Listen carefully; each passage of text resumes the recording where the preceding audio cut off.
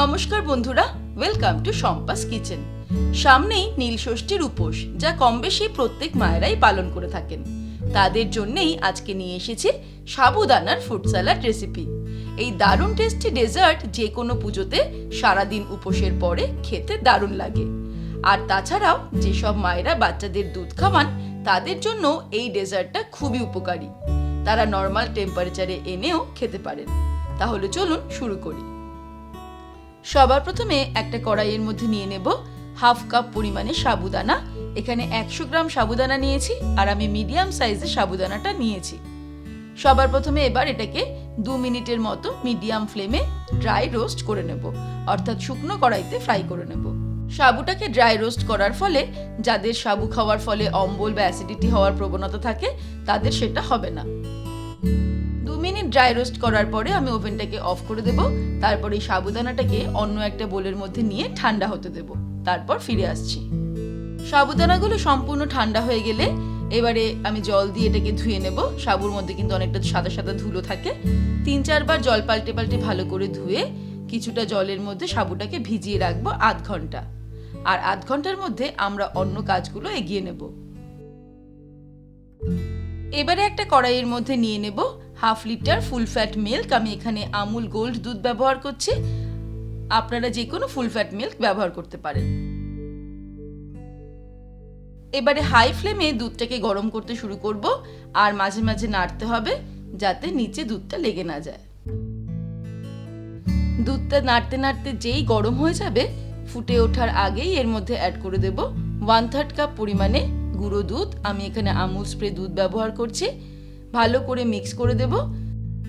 এই গুঁড়ো দুধ ব্যবহারের ফলে দুধটাও তাড়াতাড়ি ঘন হয়ে যাবে, আর ডেজার্টের টেস্টটাও বেড়ে যাবে।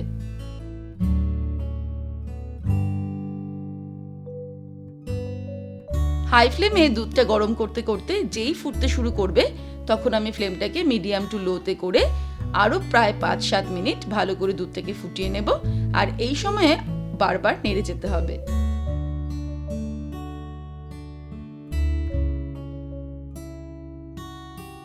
পাঁচ 7 মিনিট নাড়তে নাড়তে আমি মিডিয়াম টু লো ফ্লেমে দুধটাকে জাল করে নিলাম। এখন দুধটা বেশ খানিকটা ঘন হয়ে গেছে। এবার এর মধ্যে অ্যাড করে দিচ্ছি হাফ কাপ পরিমাণে চিনি।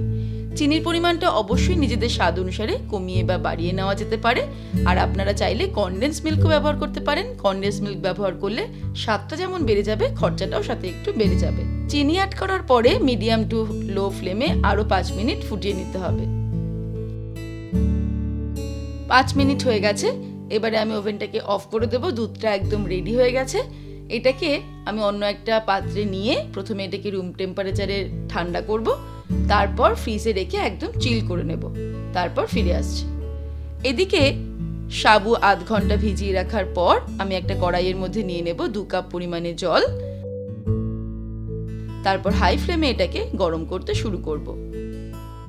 জলটা যেই টকবক করে ফুটতে শুরু করবে, এর মধ্যে ভিজিয়ে রাখা সাবুদানাটা দিয়ে দেব। সাবুদানাটা আধ ঘন্টা জলে ভিজিয়ে রাখার ফলে ফুলে উঠেছে। এবারে জল থেকে ছেঁকে গরম ফুটন্ত জলের মধ্যে দিয়ে দেব। সাবুদানাগুলো দিয়ে দেওয়ার পর ফ্লেমটাকে মিডিয়াম টু লোতে করে সাবুদানাগুলোকে সিদ্ধ করে নেব। সাবুদানাটা মিডিয়াম টু লো ফ্লেমে 15 মিনিট মতো সিদ্ধ করে নিলাম। এখন এটা অনেকটা ট্রান্সপারেন্ট মতো হয়ে গেছে। এবারে ওভেনটাকে অফ করে দেব, আর এটাকে সম্পূর্ণ ঠান্ডা করে রুম টেম্পারেচারে নিয়ে আসবো। তারপর ফিরে আসছি।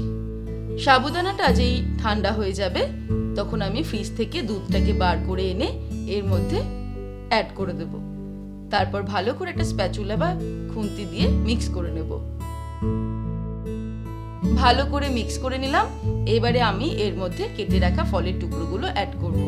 প্রথমেই দিয়ে দিচ্ছি টুকরো টুকরো করে কেটে রাখা আপেল, দিয়ে দেব আঙুর, কলা আর কালো আঙুর। আপনারা চাইলে নিজেদের ইচ্ছে মতন ফল এর মধ্যে অ্যাড করতে পারেন। যেমন আমের সিজন হলে অবশ্যই আমটা অ্যাড করবেন। কিছুটা পরিমাণে কিশমিশ দিয়ে দিলাম, আর দিয়ে দিচ্ছি কিছুটা পরিমাণে কুচানো কাজু বাদাম।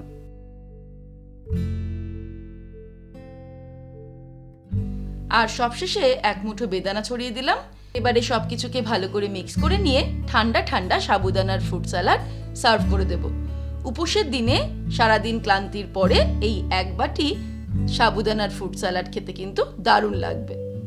তাহলে দর্শক বন্ধুরা, আজকের এই রেসিপি আপনাদের কেমন লাগলো আমাকে ভিডিওর নিচে কমেন্ট সেকশনে কমেন্ট করে জানাবেন।